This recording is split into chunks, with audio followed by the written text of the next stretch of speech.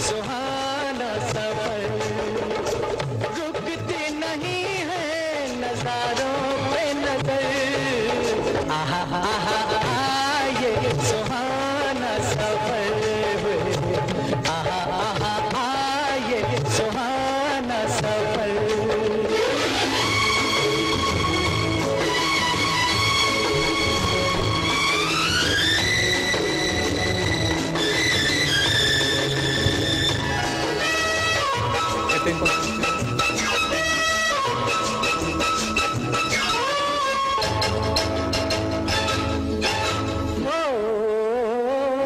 हवाएं झूम रही है, गुलों को चूम रही है, हवाएं झूम रही है, रोकूं दिल को मैं कैसे, ऐसे उड़ा जाए जैसे मांग लिए हो किसी पंछी से। एशियन रेडियो लाइव से आप इस वक्त सुन रहे हैं सुहाना सफ़र प्रोग्राम मोहम्मद यासीन के साथ। कैसे हैं आप? आज का दिन आपका कैसा गुजरा? मज़े में रहे? भाई यहाँ बरतानिया में तो बहुत अच्छा मौसम रहा, सनशाइनिंग रही। हाँ, ठंडा ज़रूर रहा, लेकिन दूसरे ममालिक में सुना है कि दुबई में बड़ी ज़बरदस्त गर्मी रही आज। पाकिस्तान में मौसम अच्छा रहा, इंडिया में भी अच्छा रहा। सुखाना सफ़र लेकर मोहम्मद यासीन आपकी खिदमत में आज फिर हाज़िर है। ये प्रोग्राम आप ऑनलाइन भी सुन रहे हैं, ये प्रोग्राम आप अपने मोबाइल फ़ोन पर भी सुन रहे हैं। इस प्रोग्राम में आप कॉल इन भी कर सकते हैं, टेक्स्ट इन भी कर सकते हैं और मुझे ईमेल भी कर सकते हैं। ईमेल करने के लिए mohammed.asianradiolive.com आइए हमारे साथ। और आज इस प्रोग्राम में मेरा साथ देने के लिए एक बहुत बड़े जर्नलिस्ट, एक बहुत ही बड़ी मैगज़ीन, उर्दू मैगज़ीन के एडवाइज़र, एक क्या क्या इनके पास है, यानी कि नॉलेज है इनके पास जो पास करते हैं दूसरे लोगों के। ये हैं जनाब मुश्ताक तुफ़ैल साहब। जी, कैसे हैं मुश्ताक साहब? सबसे पहले शुक्रिया मोहतरम जनाब यासीन साहब, और तमाम सुनने वालों की खिदमत में हम खुशामदीद, आदाब, अस्सलाम वालेकुम, नमस्कार, सत श्री अकाल और साथ साथ नमस्ते कहते हैं जहाँ भी आप इस वक्त ये आवाज़ें सुन रहे हैं। हम तमाम उन सुनने वालों को वेलकम करते हैं और यकीनन आप ये प्रोग्राम ज़रूर इंजॉय कर रहे हैं। ख़ुसूसी तौर पे यासीन साहब का अपना एक निराला अंदाज़ है। जैसे कि आपने बताया कि आज माशाल्लाह यूनाइटेड किंगडम, इंग्लैंड, बरतानिया में मौसम बहुत ही सुहाना था। जी हाँ, जी हाँ। और हालांकि यहाँ की जो वेदर प्रडिक्शन है, आजकल शदीद सर्दी पड़ने वाली है, यानी काफ़ी शदीद सर्दी। यहाँ पे जितने भी ऑर्गेनाइजेशन से उन्होंने तैयारी कर ली है हर तरह की सर्दी के लिए, यानी फ्लड्स वगैरह, इसके अलावा स्नो होगी, रोड रूटिंग हो रही है। इसमें मुश्ताक साहब मज़े की बात यह है कि इस साल सर्दी यहाँ से थोड़ी सी देर के बाद शुरू हुई है। वैसे पिछले साल के बाद इस वक्त तो जो स्नो पड़ी हुई थी नवंबर में है जी, लेकिन आज का ठंड तो ज़रूर है, लेकिन दिन पर देखिए ना कि अच्छी धूप निकलती है जी। सूरज निकला हुआ था और यानी सूरज निकलने से इंसान की वो जो ज़हनी तौर पे और सुकून मिलता है और अच्छा लगता है। मैं समझ जिस तरीके, एक तो वो एक ऑटम का माहौल होता है कि इर्द गिर्द जो दरख्त वगैरह हैं, जो पौधे वगैरह हैं, इसके अलावा जो लीव्स वगैरह नीचे गिरी हुई हैं, रस्टी कलर है और ऊपर से धूप निकली हुई है। यानी कि अगर मौसम ख़राब रहे तो इंसान मिजरेबल हो जाता है ये ना, लेकिन इस ऐसे मौसम में इंसान फ्रेश रहता है। तो ये बताएं कि आपकी इस यानी आउटपुट में कहाँ कहाँ से आपके जो सुनने वाले आपके साथ मुखातिब होते हैं, कुछ याद है, कुछ नाम याद है आपके सुनने वालों के? नाम तो इतने याद नहीं रहे, लेकिन मुझे जगह याद हैं। दुबई से भी हमें टेक्स्ट पिछले हफ्ते जब जो पिछला प्रोग्राम किया था, दुबई से भी हमें लोगों ने याद किया था। इंडिया से गालबन लोगों ने हमें याद किया, कोई यूनिवर्सिटी के स्टूडेंट्स थे जिन्होंने एशियन रेडियो लाइव प्रोग्राम कहते हैं कि हम ऑनलाइन गए एशियन रेडियो तक, तो बरतानिया से आपका ये प्रोग्राम सुना। पाकिस्तान से तो काफ़ी कॉलेज पाकिस्तान से कॉल्स आते हैं, बांग्लादेश से भी आते हैं। बांग्लादेश से अभी तक जो है ना, शायद मैं ऐसा करूँगा कि थोड़ी-थोड़ी बंगाली बोलनी शुरू कर दूँ ना इंडिया, ये ज़ाहिर है तो कि इस वहाँ वजह पे से भी फिर जी, हाँ। मल्टीलिंगुअल यानी हर तरह की जी, हाँ। भाषा बोली जाती है, और ख़ास तौर पे जो हमारे लिसनर्स जैसे कि ढाका, सिलेट, चिटागोंग और दूसरे जगहों पे हैं, वो भी ये प्रोग्राम सुन रहे हैं। वैसे ऐसा करेंगे कि यहाँ पर बरतानिया में, शेफील्ड में, सिलेट के लोग काफ़ी मौजूद हैं। मैं ऐसा करूँगा किसी एक जो वेल नोन यहाँ पर पर्सन है जी, उसको इनवाइट करके स्टूडियो में उनसे बातचीत करूँगा, ताकि वो भी अपने जो वहाँ पर उनके जो दोस्त अहबाब हैं उनको बता सकें कि भाई ये रेडियो है और सुने हमें। जी यासीन साहब, आजकल यानी एक डिजिटल मीडिया का रेवोल्यूशन आ चुका है, जी, जी, यानी ज़ाहिर है। मीडिया अरूज पे है, और मैं समझता हूँ कि मीडिया के बगैर आजकल ज़िंदगी यानी मुकम्मल नहीं, अधूरी सी रह जाती है। बिल्कुल। हर तरह की रिसोर्स आ चुकी हैं, जैसे कि टैबलेट्स हैं, आईफोन्स हैं, कंप्यूटर्स हैं और जो लैपटॉप्स हैं। आप कैसे महसूस करते हैं कि ऑनलाइन की जो सर्विस है, ज़ाहिर है कि आपका भी एक तजर्बा काफ़ी अरसे से इस्टेब्लिश्ड, आप प्रेजेंटर हैं, ब्रॉडकास्टर हैं, जर्नलिस्ट हैं, कैसे महसूस कर रहे हैं ख़ासतौर पे इस सर्विस के ज़रिए? आपको कौन सी ऐसी चीज़ अच्छी लगी?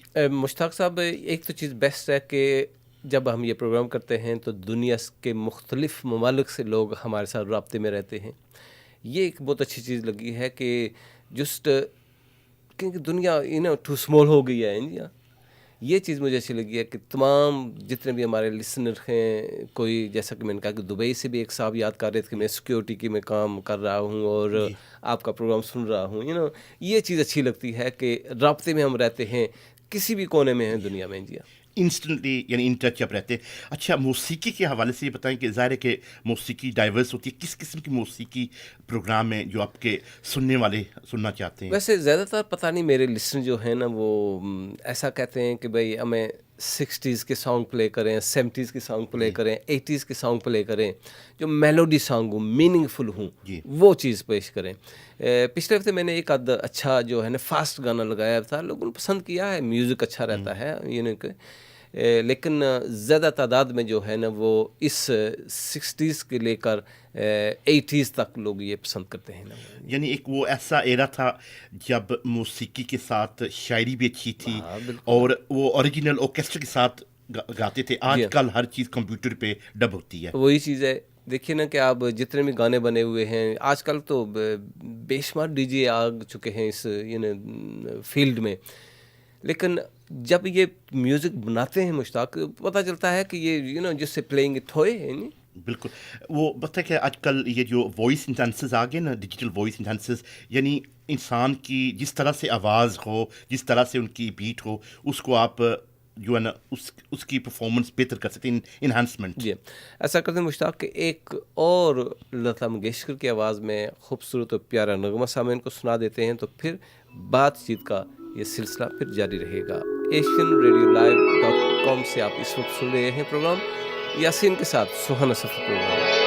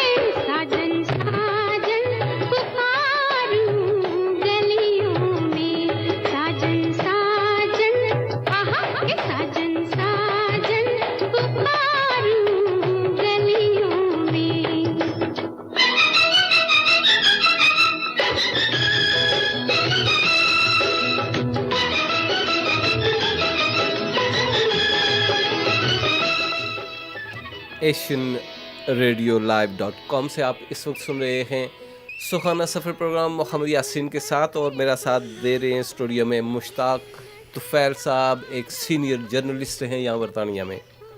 कैसा लगा ये नगमा आपको मुश्ताक साहब? नगमा तो मैं समझता हूँ कि बहुत ही उम्दा था, ख़ास तौर पे लता जी की ये सुरीली आवाज़। और यहाँ पे मैं थोड़ा सा अपनी जहन को थोड़ा सा दोहरा रहा था कि ये पुकार रहे हैं, कौन सी गलियों से किसी को पुकार रहे थे, कि याद है कौन सी मूवी से था? हाँ, ये तो साधना थी मेरे ख्याल में, धर्मेंद्र के साथ। तो कहाँ से जी?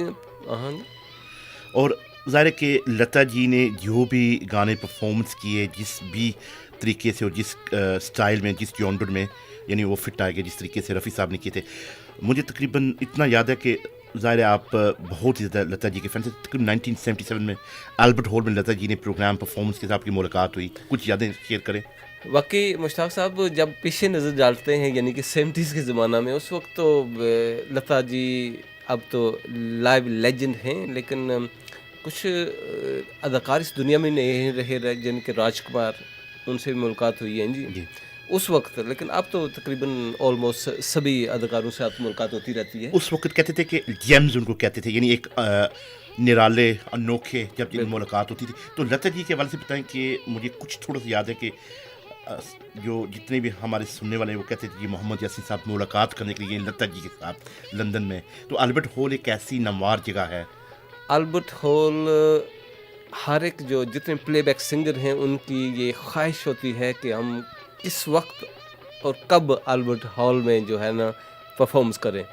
तो ये बहुत बड़ी एजाज़ है उन सिंगर्स के लिए, अदाकारों के लिए, उस हॉल में जाते हैं, वहाँ पर परफॉर्मेंस करते हैं। तो लता जी तो उस वक्त जवानी का दौर था, तो लता जी ने दिल खोल कर वहाँ पर नगमे गाए, म्यूज़िक भी साथ में था।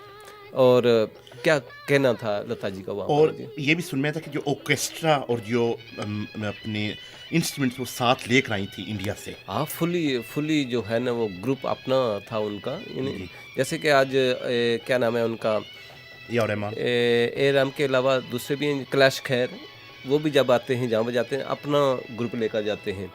तो जिस वजह से काफ़ी वो उनके साथ वो काम करते हैं, पॉपुलर लोग होते हैं ना, इस वजह से इंडिया। asianradiolive.com से आप इस वक्त सुन रहे हैं सुहाना सफ़र प्रोग्राम मेरे साथ यासीन के साथ, और मुझे उम्मीद है कि ये सफ़र मेरा और आपका बहुत अच्छा गुजरेगा, क्योंकि आज जनाब BBC यहाँ जो जर्नलिस्ट हैं, सीनियर जर्नलिस्ट हैं यहाँ बरतानिया में, ये यहाँ पर मौजूद है मेरे साथ देने के लिए। यानी तारुफ की ज़रूरत नहीं, ना तारीफ़ की। सबसे ज़्यादा जो अहमियत रखते हैं हमारे जो इस वक्त सुनने वाले जो अपना कीमती वक्त दे रहे हैं, मैं समझूँ सबसे ज़्यादा वो सीनियर हैं और वो काबिल एहतराम है। क्या कोई सिलसिला यहाँ पे कि हमारे अगर सुनने वाले हमारे साथ रब्ता करना चाहिए, फ़ोन के ज़रिए फ़ोन कर सकते हैं? हाँ, फ़ोन भी कर सकते हैं। नंबर है 0114-321-6377, और टेक्स्ट इनका नंबर है 0759-114-6209, और ईमेल कीजिए यासीन @asianradiolive.com। आप ईमेल करेंगे तो मेरे पास ईमेल का जो है ना वो यहाँ पर सिस्टम पहुँच आएगा। असल में मुश्ताक साहब, मेरे पास ईमेल और टेक्स्ट बहुत ज़्यादा आते थे, लेकिन आज 1-2 हफ्ते गैर हाज़िरी रही है प्रोग्राम से, और आज भी काफ़ी लेट, यानी कि हमारा प्रोग्राम 8 बजे बरतानिया के टाइम के मुताबिक शुरू होता है, लेकिन आज कुछ मीटिंग्स की वजह से प्रोग्राम लेट हुआ है। तो शायद हमारे जो है ना ऑन टच ना हूँ हमारे लिसनर, लेकिन जब वो बाद में सुनेंगे, जब उनको प्रोग्राम का पता चलेगा, वेबसाइट पर चले जाएंगे, तो हमारा ऑफ एयर भी प्रोग्राम सुन सकते हैं। यानी कि जब प्रोग्राम ऑन एयर ना हो, जब हम प्रोग्राम वेबसाइट पर, यानी कि अब हम इस वक्त मौजूद तो नहीं है किसी के लिए, हर एक वक्त लोगों के लिए सुनने के लिए, तो लोग बाद में प्रोग्राम ये सुन सकते हैं, तब लोगों को पता चलेगा कि भाई हमारा ये सुहाना सफ़र प्रोग्राम आया था रेडियो पर। वैसे यानी ऑफ फिर हमारी बातचीत हो रही थी ख़ुसूस तौर पे जो अपने माजी में या साबका यानी लेजेंड्स के साथ आपके इंटरव्यू है, ख़ास तौर पे यानी जो मौसीकीकार होते हैं या फिर जो इंस्ट्रूमेंट्स बजाते हैं, एक वो भी हज़रात थे जिनके साथ आपकी मुलाकात हुई थी, जिन्होंने ना सिर्फ लेट मैडम नूरजान मगर इखलाक अहमद, मेहंदी हसन के साथ के लिए भी फ्लूट बजाते थे। क्या नाम था उनका? उनके साथ आपका इंटरव्यू हुआ था। असल में मुश्ताक साहब मुझे जहन में काफ़ी, और रॉबिन घोष म्यूजिक डायरेक्टर थे। रॉबिन घोष तो आपको पता ही है ना, लेकिन उसी फ्लूट वाले ने जो एक पाकिस्तान की आई थी बुए बारियां आई उसने नगमा गाया था अद्दिका क्यानी के लिए उसने वो फ्लूट बजाया, वही बजाया था। तो काफ़ी मशहूर हैं, यानी कि आप इतने जहन में नहीं रहा कि किस किस के साथ इंटरव्यू किया है इंडिया। ऐसा करते हैं कि आपने मेहदी हसन का नाम लिया, अखलाक अहमद का नाम लिया, तो क्यों ना आप मेहदी हसन की आवाज़ में एक नगमा सुना दो सामीन को जी। उस 70 के ज़माना था, बहुत ही प्यारा ये खूबसूरत नगमा था जिसको हम कहते हैं सिल्वर स्क्रीन का ज़माना था, बड़े पर्दे का। जी हाँ, जी हाँ। मेहदी हसन की आवाज़, बेईमान तुझे चाहूँगा मैं सुबह शाम। बेईमान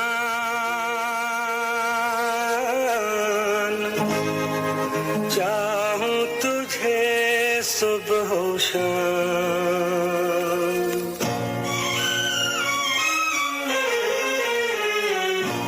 बेईमान चाहूं तुझे सुबह शाम, बेईमान चाहूं तुझे सुबह शाम।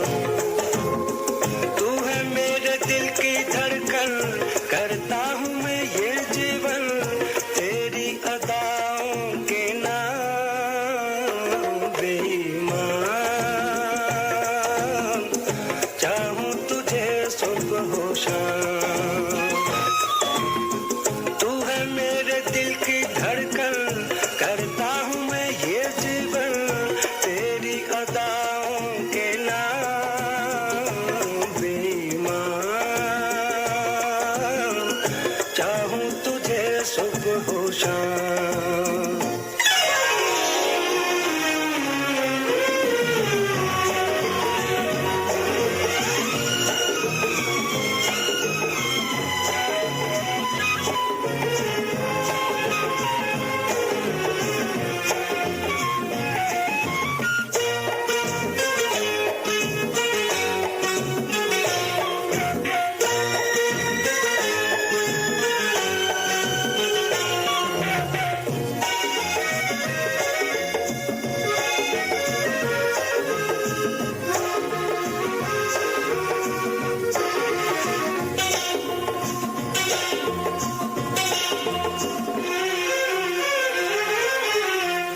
तुझको मैं क्यों ना चाहूं, तू है सहारा जिंदगी का। तुझको मैं क्यों ना चाहूं,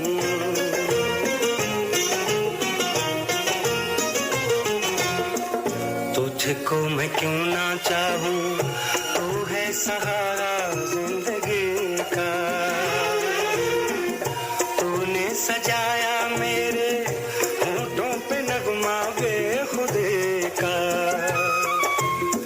देता हूँ दुआएं तुझको, तूने दिया है मुझको दुनिया में जीने का पैगाम। बेईमान चाहूं तुझे सुबह शाम।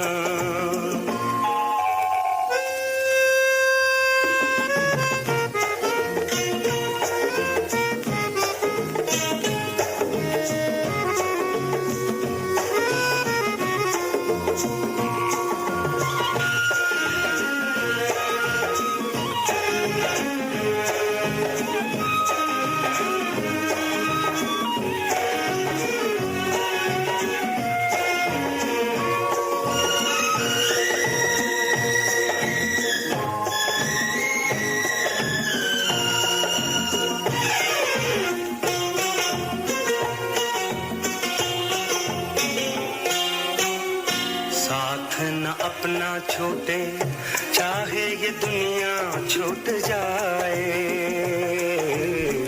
साथ न हम भी चाहेंगे कि हमारा और आपका साथ ना छूटे, यानी कि एशियन रेडियो लाइव के ज़रिए आप सुन रहे हैं यासीन के साथ ये सुहाना सफ़र प्रोग्राम। और आज मेरा साथ देने के लिए मुश्ताक तुफ़ैल, एक सीनियर जर्नलिस्ट, यहाँ पर मेरा साथ देने के लिए मौजूद हैं। पहली बार, वैसे तो इनके साथ कई बार मुलाकात हो चुकी है, बात भी हो चुकी है, लेकिन आज पहली बार इनसे एशियन रेडियो लाइव पे बातचीत हो रही है। मुश्ताक साहब, शुक्रिया। असल में मैं समझता हूँ कि इस वक्त बड़ी तादाद में, यानी सैकड़ों हज़ारों में या हमारे बहुत ही अच्छे सुनने वाले प्रोग्राम सुन रहे हैं। जिस तरीके से ज़ाहिर है कि यासीन साहब आज मुझे यहाँ पे वेलकम या मुझे खुशमदीद और अकोमोडेट करने इस्तेमाल कर रहे हैं, इसलिए कि मैं थोड़ा सा कंफर्टेबल महसूस करूँ, मगर हकीकत में जो बात है मैं समझता हूँ कि वो कहनी चाहिए।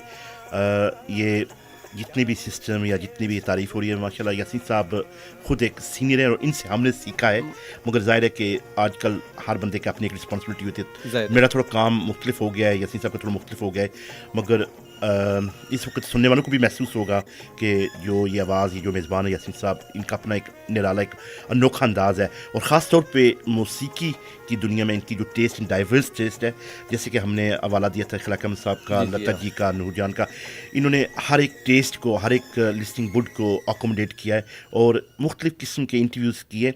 मौसीकी को हट कर इन्होंने आर्ट, कल्चर, स्पोर्टिंग को भी कवर किया। स्पोर्टिंग बात चल रही थी कि मसलन एक ऐसी यहाँ शख्सियत आई बरतानिया में और पहली मरतबा उन्होंने क्रिकेट में कदम रखा, बिल्कुल बच्चे थे, सचिन तेंदुलकर।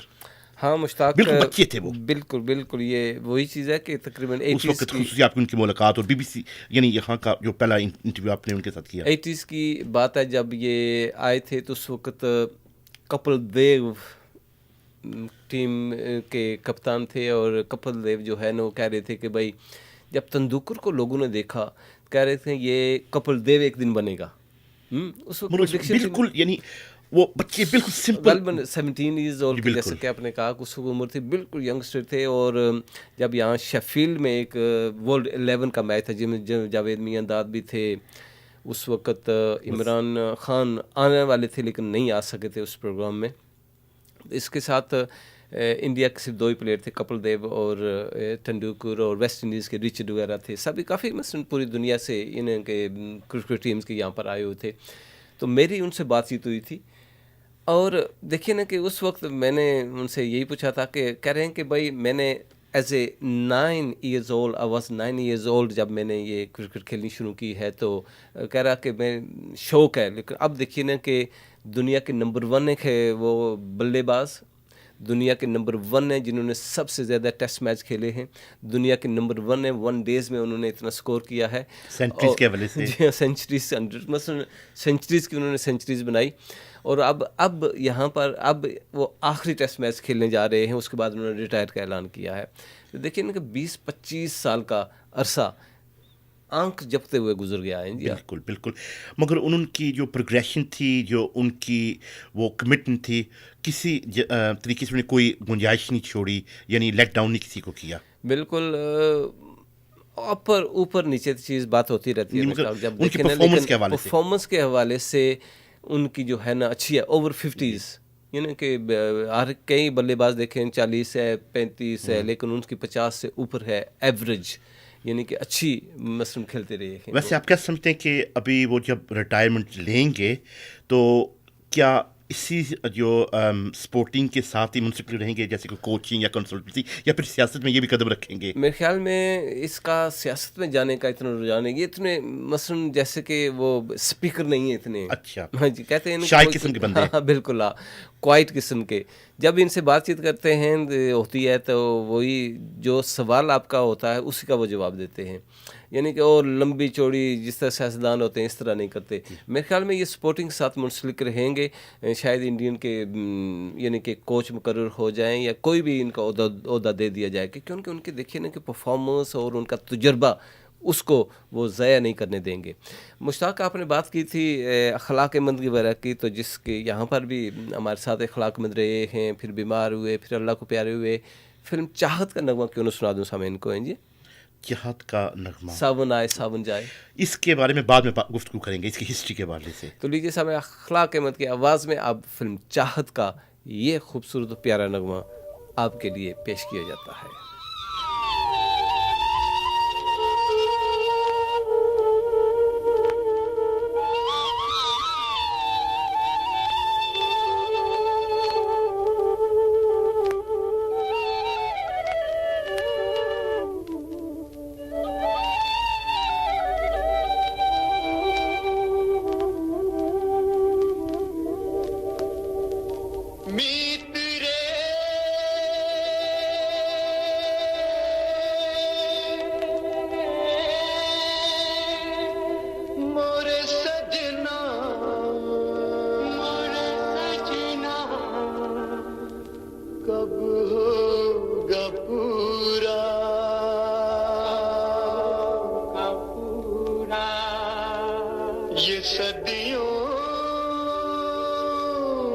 सपना सपना सपना सपना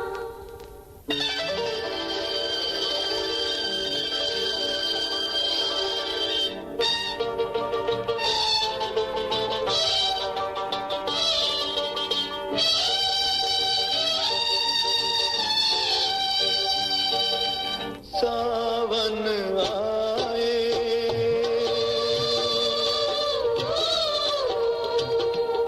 सावन जाए तुझको पुकारे गीत हमारे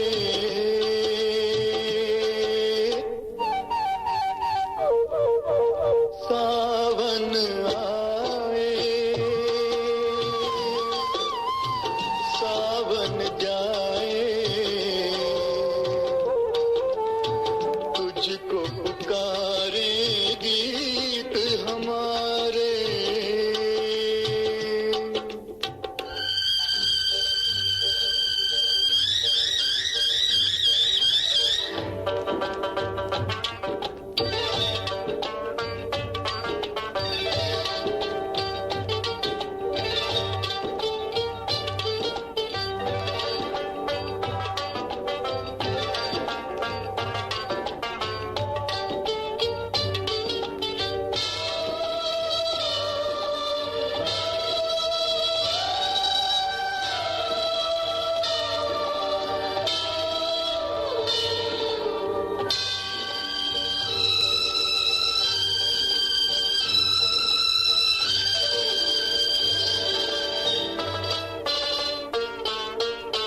कितनी बहार बीत चुकी है तेरे मिलन की आस लगाए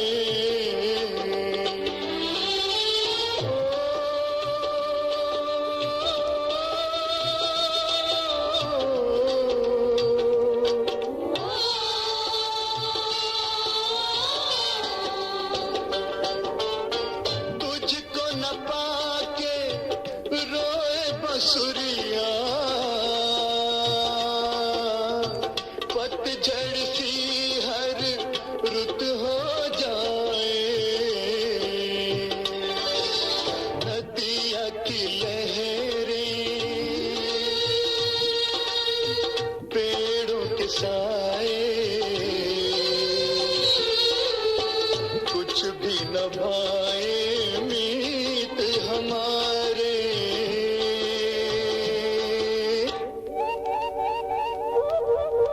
सावन आए सावन जाए तुझको पुकारे गीत हमारे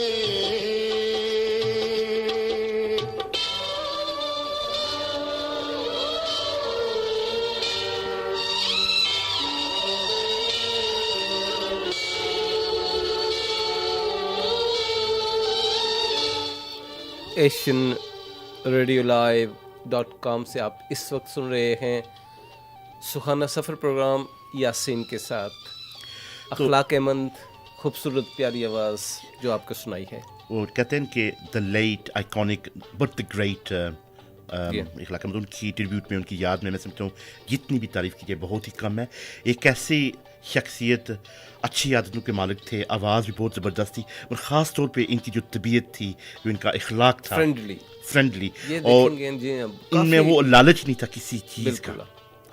और ख़ास तौर पर समझता हूँ कि इनकी जो एबिलिटी को, इनकी जो परफॉर्मेंस को, इनकी जो अपनी एक पहचान थी, इसको काफ़ी ही यहाँ पे प्रोड्यूसर्स ने, म्यूजिशियंस ने इस्तेमाल किया, अब्यूज़ किया, बिकॉज वो बहुत ही हम्बल थे। एक बात मैं बताऊं कि ये तो एक इनकी आइडेंटिटी थी, ये जो गाना था फिल्म जहाद से, जिसमें शबनम थी और रहमान थे, रहमान बांग्लादेश के, जी जी बिल्कुल, शबनम भी थी। एक चीज़ आपको ज़ाहिर है कि जब ये गाना आप सुनते हैं, इसमें समथिंग निराली, समथिंग अलादी सी है। इस गाने में या इस गीत में वो चीज़ है जो कि मैं समझो आइडेंटिटी क्रिएट करती है। एक तो इसमें वो जो फ्लूट आप सुनते हैं, जिस तरीके से फ्लूट बजाते हैं, फिर वहाँ पे ये जो लूपिंग कोरस था, जी। एक नया ट्रेंड शुरू हुआ था, जो पीछे में कोरस था, कोरस के साथ जो बेल्स बजा रहे हैं, ये 2-3 चीज़ें ऐसी आई थी, बाद में बॉलीवुड में अडॉप्ट की। यानी मैं ये कह रहा हूँ कि एक असल में रॉबिन घोष जो है ना म्यूज़िक डायरेक्टर, एक लेजेंड मैं समझता हूँ कि एक जीनियस थे मुश्ताक। उन्होंने इतनी इतनी मौसीकी दी है, मुख्तलिफ़ फ़िल्मों में मुख्तलिफ़ अंदाज से उन्होंने मौसीकी दी है। और जब हमारी बातचीत इनसे हुई थी, इंटरव्यू हुआ था, तो इन्होंने कहा था कि भाई मैंने जब पाकिस्तान में आया हूँ तो मुझे जब म्यूज़िक देने के लिए बुलाया गया तो वहाँ पर जो ऑर्केस्ट्रा देखे ना 5 वायलिन वाले, मैंने कहा कि भाई 5 को छोड़े, मुझे 50 वायलिन वाले चाहिए, बिल्कुल बिल्कुल ये प्रॉपर क्योंकि तब म्यूज़िक बनता है। बिल्कुल बिल्कुल कहते हैं कि एक गाना मर जाने के लिए रफली मुझे 150 म्यूज़िशियन का मैंने जो है सहारा लिया है। तो इसी तरह मुस्लिदीन भी थे यहाँ पर, जब इखलाक़-ए-मंद एक यहाँ पर बरतानिया के कुछ लोग फिल्म बना रहे थे तो मुस्लिदीन उसमें मौसीकी दे रहे थे, तो इखलाक़-ए-मंद ने चंद नगमे रिकॉर्ड करवाए थे। मुस्लिदीन भी यही कह रहा था कि मैं काफ़ी ऑर्केस्ट्रा के साथ जो है ना ये गाना बनाता था। मैं समझो कि ओरिजिनलिटी, ऑर्केस्ट्रा, ऑथेंटिसिटी जो होती है ना, उसके बिना कुछ काम नहीं हो सकता। शॉर्टकट्स नहीं थे उस वक्त। एक बात आप ज़ाहिर है कि इस वक्त ट्रिब्यूट की बात चली, इखलाक साहब के बारे में हम बातचीत कर रहे हैं, इसलिए बहुत ही नामवार थे और हमेशा ही जो अच्छी मौसीकी पसंद करते हैं उनकी जहनों में रहेंगे। इखलाक साहब ने एक तो एग्जाम्पल क्रिएट किया था इस गाने के साथ, यानी चाहत फिल्म में। उसके बाद अगर कोई टर्निंग पॉइंट या लाइमलाइट में अगर लेकर आए शबनम और नदीम की जोड़ी को, जी हाँ, ये तो आप इत्फाक करेंगे इस बात उसके बाद नदीम के अखलाक़-ए-मंद के काफ़ी जो ज़्यादा तादाद में नगमे जो हैं ना वो नदीम पर फिल्माए गए थे। शबनम गालबन उस वक्त अच्छी थी और म्यूज़िक डायरेक्टर म्यूज़िक वही देते रहे हैं। उसके बाद दूसरे म्यूज़िक डायरेक्टर थे जो पाकिस्तान के, उन्होंने भी चंद नगमे बनाए थे, लेकिन मेजॉरिटी वाइज जो है ना अखलाक की आवाज़ को इंट्रोड्यूस करवाने वाले, आगे लेकर चलने वाले रॉबिन घोष थे। बिकॉज एक मरतबा यहाँ बरतानिया में पूरी टीम ही आई थी, नदीम थे, शबनम थे, यहाँ पे इखलाक भाई थे, और जो वो मैं उनका नाम भूल गया हूँ, जो नदीम के जो प्रोड्यूसर थे, डायरेक्टर नूर, क्या नाम था उनका? सैयद नूर साहब। सईद नूर साहब जी जी, जो अपने आप को हमेशा नदीम की तरह जब मुझे पहली बार मिले मैंने कहा कि भाई ये नदीम साहब जवान कैसे हो गए मैंने उनको भाई बता दिया, मैंने कहा कि आप मुशाबत जो है ना आपकी नदीम साहब से मिलती है। बड़े खुश हो रहे थे वैसे यार। सैयद नूर राइटर, पहले राइटर करते रहे हैं, उसके बाद अब डायरेक्टर फिर प्रोड्यूसर भी साथ में, यूनुस साइमन के साथ मिलकर अच्छी फिल्में दी हैं। यानी अब उर्दू से फिर पंजाबी जॉनर में आ गए। जी हाँ, अब ऐसा क्यों ना आपको मुश्ताक मोहम्मद रफ़ी की आवाज़ में एक नगमा सुना दे सामन को जी। बहुत प्यारा और ख़ूबसूरत नगमा, ये वादियाँ ये फ़िज़ाएँ बुला रही हैं तुम्हें।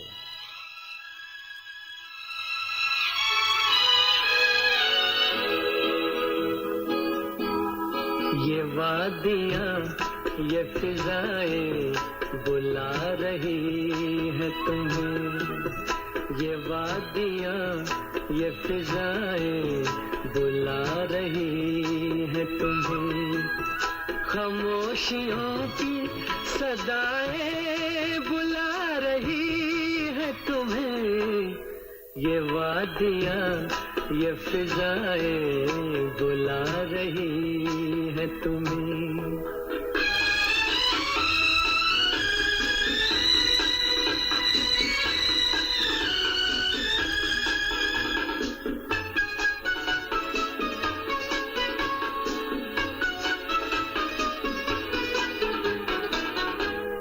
तरस रहे हैं जवां फूल होठ छूने को, तरस रहे हैं जवां फूल होठ छूने को, मचल मचल के हवाएं बुला रही है तुम्हें, मचल मचल के हवाएं बुला रही है तुम्हें, खामोशियों की सदाएं बुला रही है तुम्हें, ये वादियाँ ये फिजाएं बुला रही है तुम्हें।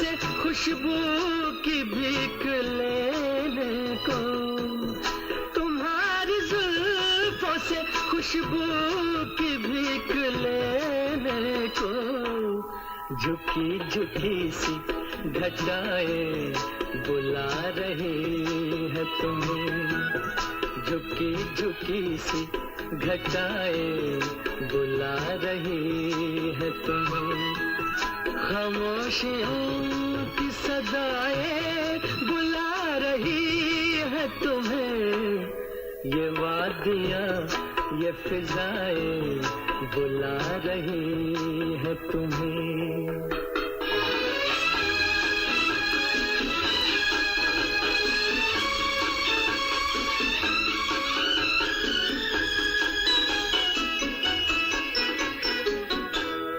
हसीन चंपन पैरों को जब से देखा है, हसीन चंपन पैरों को जब से देखा है, नदी की मस्त अदाएं बुला रही है तुम्हें, नदी की मस्त अदाएं बुला रही है तुम्हें, खामोशियों की सदाएं बुला रही है तुम्हें, ये वादियाँ ये फिजाएं बुला रही, ये वादियाँ ये फ़िज़ाएं बुला रही हैं तुम्हें।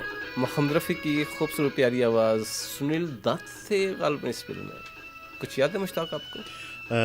इतनी यादाश्त मेरा साथ नहीं दे रही। ज़ाहिर है कि लेट रफ़ी साहब तकरीबन ये 30,000 से ज़्यादा उन्होंने नगमे जो ऑफिशियली जो गाए, उसके अलावा कितने ऑफ रिकॉर्ड हैं, ज़ाहिर है। मगर जो भी उनका नगमा गाना गीत सॉन्ग मैं समझता हूँ कि एक से एक बढ़ के निराला था। एक बात याद है कि रफ़ी साहब के दौर में, जैसे कि हम पहले जॉनर बात कर रहे थे दूसरी जो एक स्टाइल का, एक दो अदद कॉमेडियन हुआ करते थे जैसे जॉनी वॉकर, महमूद वगैरह, यानी कि वो टाइम था। ज़ाहिर फिर उसके बाद एक टाइम आ गया, कादर खान वगैरह की टीम आई, फिर ये जो इनका क्या नाम है जॉनी लीवर, मगर अभी ये आजकल के दौर है तकरीबन जो कॉमेडियंस हैं वो फेज आउट हो गए हैं। असल में मुश्ताक देखा गया कि आजकल जो है हीरोज़ वो कॉमेडी कर रहे हैं और यानी कि पूरे जैसे कि आपने फरमाया कि वाकई उस जॉनी वॉकर, महमूद वगैरह ये या आगा वगैरह, ये सुंदर अच्छे आई.एस. जौहर, ये देखिए ना कि ये कॉमेडियन प्रॉपर कॉमेडियन, जैसे लहरी थे पाकिस्तान के, रंगीला थे, मुनव्वर ज़रीफ थे, वही वो जो है ना प्रॉपर कॉमेडी, वो फन था। जी बिल्कुल। जब मुंह से कोई बात निकालते थे पता चल रहा था कि लोग हंस रहे हैं। लेकिन अब ये जैसे अनिल को ले लें, अगर वो कॉमेडी करेगा, जकी श्रॉफ भी कॉमेडी करेगा, कोई भी, लेकिन मज़ा नहीं आता कि भाई ये हीरो जो है ना ये कॉमेडी कर रहा है तो इस तरह से जो है ना अब आजकल के वक्त में जैसे जॉनी लीवर हैं कि एक बचे हुए हैं थोड़ी जो अच्छी कॉमेडी कर रहे हैं, लेकिन इसके अलावा और कोई प्रॉपर कॉमेडियन वो नहीं है फिल्म में। वैसे बॉलीवुड में अगर कोई जो कि मामी कर सकता है वो है सोनी निगम। वो काफ़ी मुख्तलिफ आर्टिस्टों की जो है ना जो कि कॉपीज़ करते हैं, यानी हर तरह के गानों के अलावा भी। जी हम सोनी निगम ने एक फिल्म में भी लव इन नेपाल गालिबन काम किया था, लेकिन कामयाब फिल्म में कामयाब नहीं हुए, यानी दुश्मनी भी आए थे। जी हाँ, लेकिन आवाज़ उनकी अच्छी है आवाज़। और आजकल के दौर में ज़्यादातर यानी उदित नारायण तो पहले थे ना, तो अब आजकल के वक्त के मुताबिक अब सोनू निगम के अच्छे नगमे आ रहे हैं, ज़्यादा तादाद में नगमे आ रहे हैं, अच्छी गायकी है सोनू निगम की। वैसे तो मैं समझता हूँ कि घड़ी हमें कुछ इशारा दे रही है। हाँ, इशारा तो दे रही है। क्यों ना अब समय से इजाज़त चाहें। शुक्रिया मुश्ताक आपका जो आप आज मेरे साथ यहाँ तशरीफ़ लाए। और समय आइंदा के प्रोग्रामों में हमारी कोशिश होगी कि बायोग्राफी भी कुछ अदाकारों की पेश करें, लेकिन वक्त इजाज़त नहीं देता, मसरूफियात इतनी बढ़ चुकी हैं, तो कोशिश करेंगे कि आहिस्ता आहिस्ता ये चीज़ें आपके गोशा नज़र कर दूं, ताकि आहिस्ता आहिस्ता जितने भी अदाकार हैं आपको पता चले कि ये कहाँ से आए हैं और क्या कुछ उन्होंने काम किया है। ये हम अपने इस asianradiolive.com पे प्रोग्राम में आप सुन पाएंगे। अब हम आपसे इजाज़त चाहते हैं और ये प्रोग्राम आप दोबारा सुनना चाहिए तो आइए हमारी वेबसाइट पर asianradiolive.com पे गूगल पर जाइए, एशियन रेडियो लाइव टाइप कीजिए तो आ जाएगा। वहाँ पर जिस भी प्रेजेंटर का आप प्रोग्राम सुनना चाहते हैं उसको हाईलाइट कीजिए, तो जो भी प्रोग्राम होगा उस प्रेजेंटर के वो जिसको आप सुनना चाहें वो सुन सकते हैं। मुश्ताक, आपका बेहद शुक्रिया। आपका भी शुक्रिया, और उन सभी के सुनने वालों ने भी आज शाम का या आज दिन का ये प्रोग्राम ज़रूर इंजॉय किया है, और आइंदा भी प्रोग्राम्स इसी तरह सुनते रहेंगे। नसीब, जो ख़ासतौर पे फीडबैक बहुत लाजमी होती है, ज़रूरी जी। होती है। प्रोग्राम के बारे में कुछ आप कहना चाहते हैं या कुछ राय देना चाहते हैं या सजेशन देना चाहते हैं या कोई किसी अदाकार के हवाले से आप सुनना चाहते हैं तो ज़रूर हमें कॉन्टैक्ट कीजिए। जी हाँ, कॉन्टैक्ट है asianradiolive.com पे। अब इजाज़त दीजिए, और फिल्म ब्रह्मचारी का शम्मी कपूर जयश्री की फिल्म का ये बहुत ही खूबसूरत और प्यारा नगमा आपके लिए पेश करते हैं। दिल के झरोखे में बिठाकर तुझको चाहूँगा। बाय।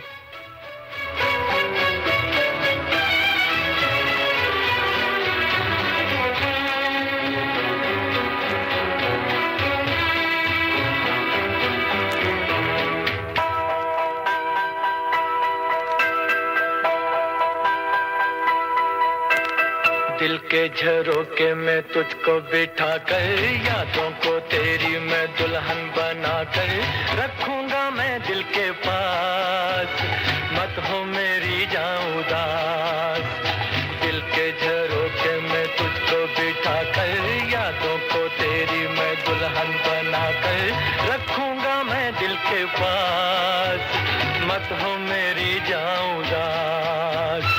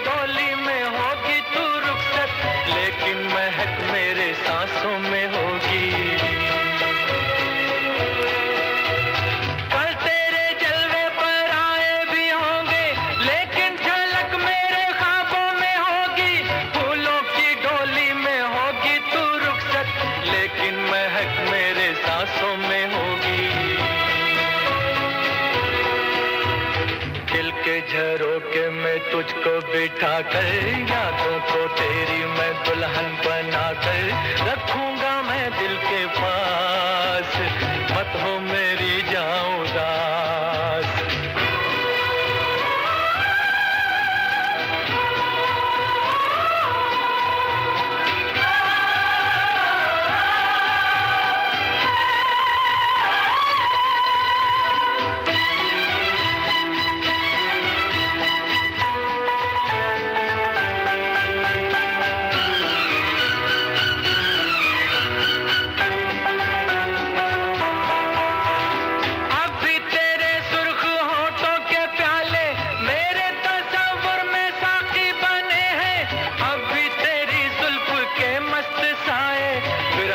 धूप में साथी बने हैं, अब भी तेरे सुर्ख होठों के प्याले मेरे तस्वुर में साथी बने हैं, अब भी तेरी जुल्फ के मस्त साए बिरह की धूप में साथी बने हैं। दिल के झरोके में तुझको बिठा कर, यादों को तेरी मैं दुल्हन बना कर रखूंगा मैं दिल के पास, मत हो मेरी